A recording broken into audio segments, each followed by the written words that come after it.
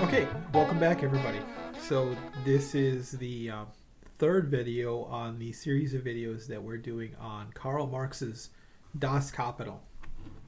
So what we're doing in these videos is really hitting on just a few important points and important with regards to the development of economic thought, important towards the sort of technical aspects of Marx's Das Kapital.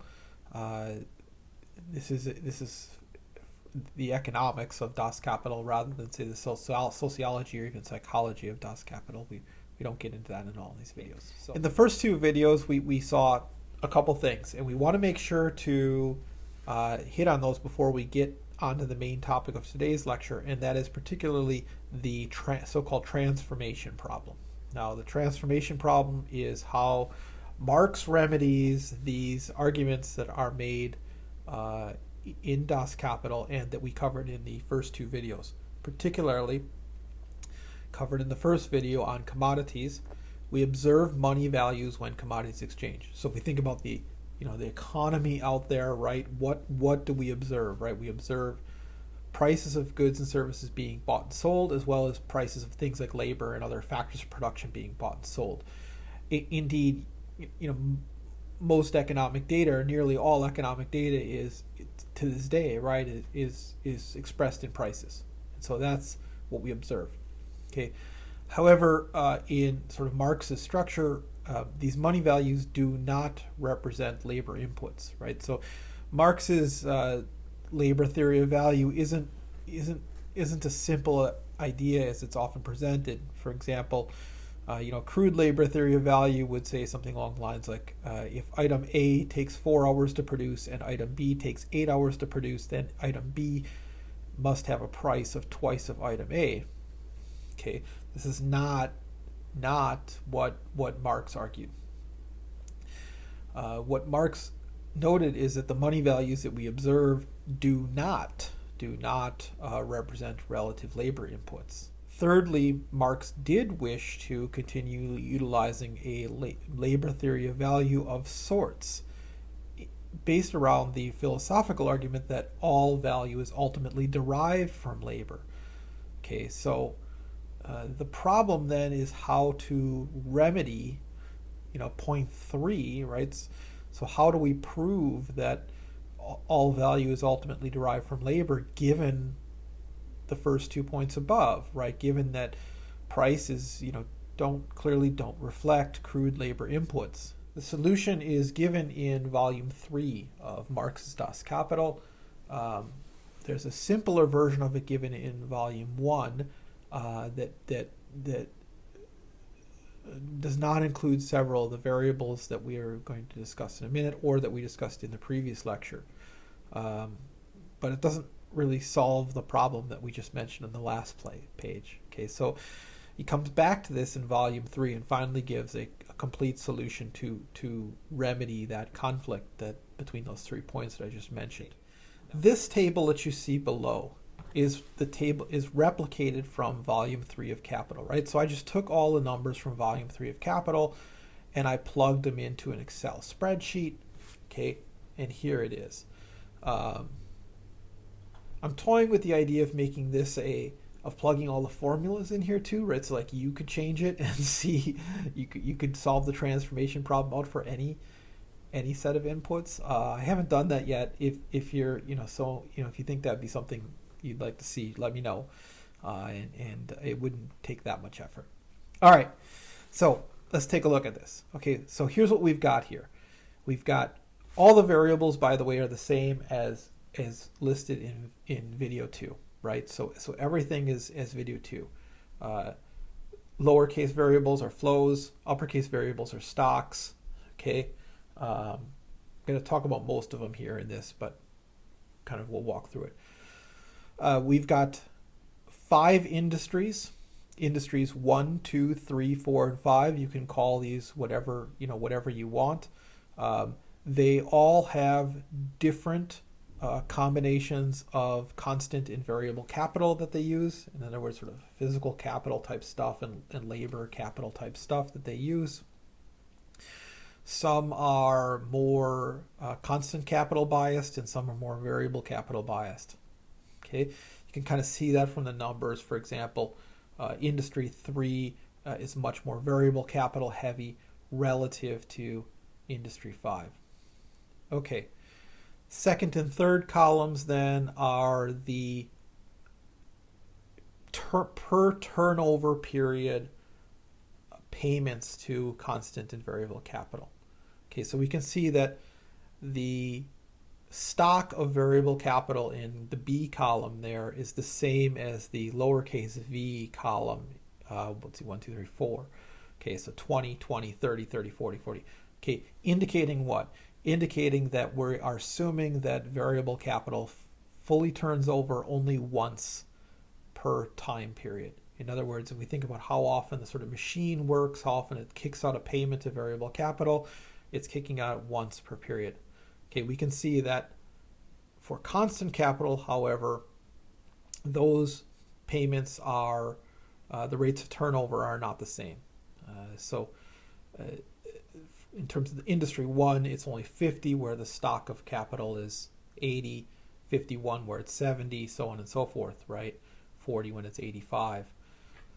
So the rate of sort of turnover there is not simply 1. It's varying across all industries. Okay, then the E column. Oh, one more thing before I should go on to note is notice the sum at the bottom. So the sum is simply adding up all these values and then kicking it out.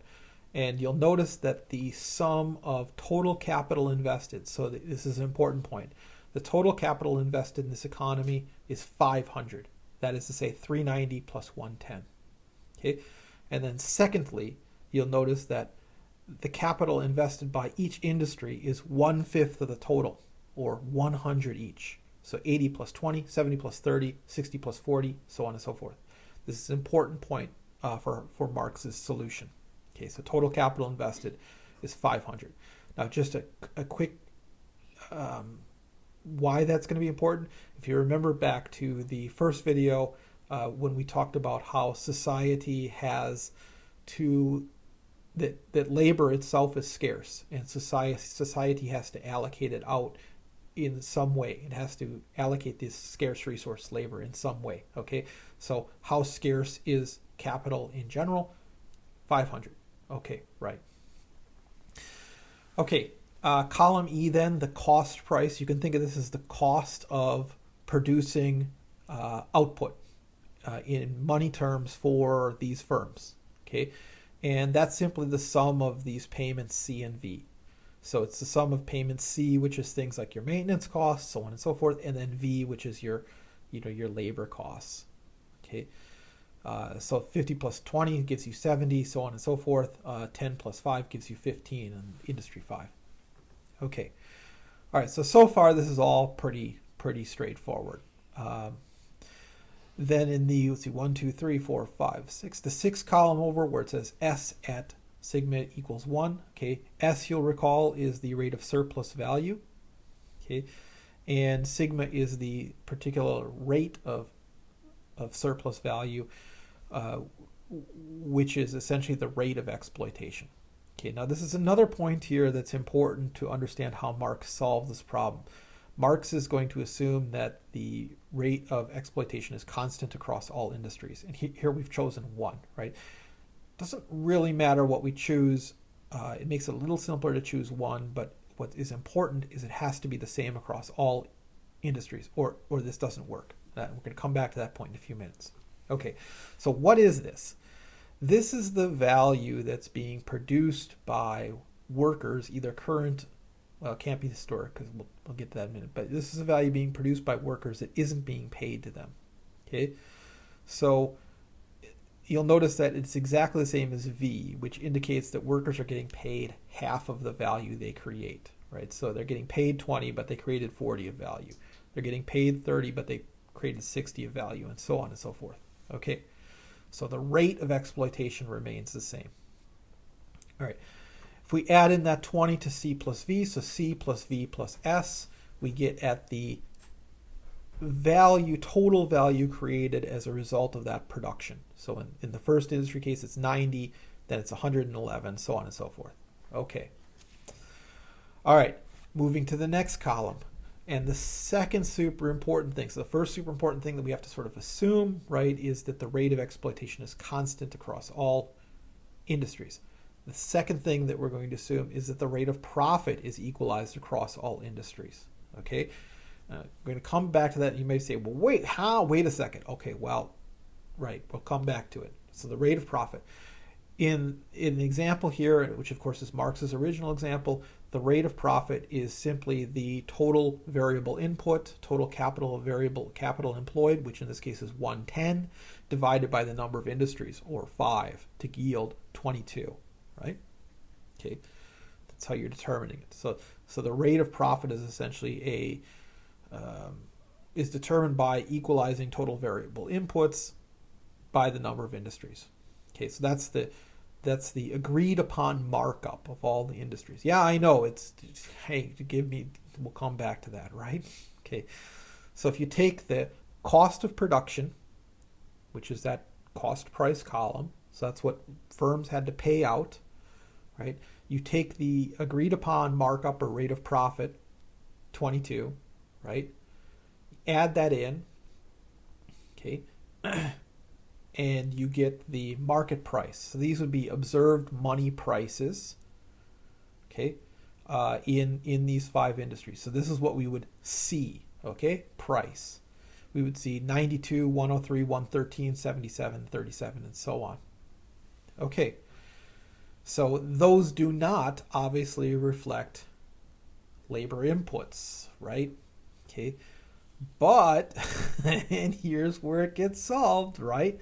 So how then do prices somehow, how are they reconciled with, labor inputs? Okay, the last column. When we look at the sum of variances from price to value, okay, so in the first industry it's 2, the second industry it's -8. So these are the differences between price and value, right? So remember, value is a total real value created by labor, right? So they got paid 20, but they were exploited another 20 of value. They created 40 of value. Historic labor in the form of constant capital produced 50 worth of value. They had to be paid because the machinery has to be maintained. We got a total of 90, but we observed a price in the market of 92 that was not the same as the value created by labor. Okay, right? Okay. Take that for all industries. You get 2, -8, -18, 7, 17, and indeed the sum of all those is 0, right? So the sum of all prices in the economy, or sort of like nominal GDP, right? If you look at nominal GDP as an aggregate value is also the aggregate value of all value created by labor. Okay, so that's it. That's the solution, right? Okay, so it's not that in an individual industry or firm that price reflects labor input. No. You only see it when you look across all industries. Okay, the entire economy. Okay, so that's the solution, right? Take a look at it, work through it. Let me know if you want me to create a separate spreadsheet that you can play around with it. If not, if you're satisfied, we'll not do that. Okay, so let me just make this window a little bit smaller. Okay, underneath here is a picture of hang on, maybe I can move this. Yeah, there we go. So it says notes underneath there. You saw that a minute ago. So I'm moving. Why? Because that's Pikachu evolving into Raichu, or transforming into Raichu. Sorry, it's fun to keep myself entertained these ways. Okay, so what do we have for notes when we wrap this all up? Well, value is the amount created by labor and physical capital. So right, so C plus V, right? Okay, we solved that. The set of all prices is equal to the total value created by current historic labor. Yeah, okay, good. Yeah, we did that, right? Okay, we solved that one. Note, 1 through V represents industries. 2, another assumption that Marx has is that industry 1 is not a supplier to any other industries, nor are any purchasers, right? So these industries are all unrelated to each other, makes the math a lot easier. Price is a markup of costs based upon total investment, right? So total investment, you remember was 500 Okay, so we talked about that in the last slide. Rate of profit is equalized share. Talked about that. Rate of profit is equalized across all industries. Competitive pressures, right? Remember, Marx's capital is a competitive model. Sigma must be the same in all industries. Rate of exploitation. If it's not, the solution doesn't work. Okay. And then the last thing, and here's one of the most important things, is that the variance of price from value, or price greater than value, varies directly with Q. That is uppercase C over V, or the organic composition of capital, right? So, okay, so the organic composition of capital, which we talked about in the previous video, is really important, right? And of course, the organic composition of capital, which we can tell just from that equation, C over V there, right, tells us about something about the ratio of capital to labor employed in industries, right? Keep that in mind. Remember that that's super important to explaining this whole story, because in the next video we're going to talk about the so-called laws of motion, and we'll come back to that idea and explain what's going on there, why that's so important, why it's such a key thing to understanding what Marx is trying to tell you here. Okay, so concluding remarks, right? Okay, so what we see here is that market prices are not the result of labor inputs in Marx, again, despite what many commentators argue. What they are is a function of total social labor input. Okay, so we get to prices by starting at essentially the resources society has to bring to the production process. But those prices don't correspond directly to those inputs of labor. They get impacted, they get moved up or down by the so-called organic composition of capital. Okay, so this is, Marx's famous quote: "The sum of prices equals the sum of values." Right? That we only see this labor theory value only emerges in the aggregate, not at individual market levels. Okay, so as I mentioned, market prices are also a function of the organic composition of capital, right? So we can think of like the resources society has, then gets sort of in the various production processes get affected by the organic composition of capital, which is to say the sort of makeup of production, capital, labor intensities. And then that causes prices to not necessarily be equal to, they could be, right? They could end up being zero, right? The variance from price from value. But they end up not equaling, prices don't equal labor inputs, but we can reconcile them by looking at the aggregate set of prices. Okay.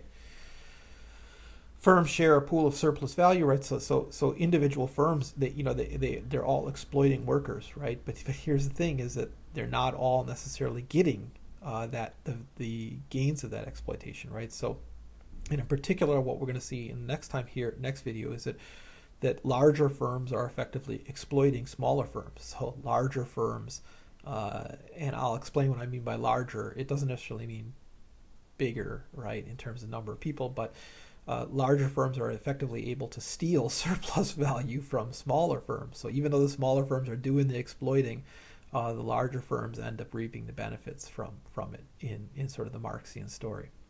Okay. Now we've got some serious problems, however, with this model too, right? So how is it that each worker generates an equal rate of surplus value?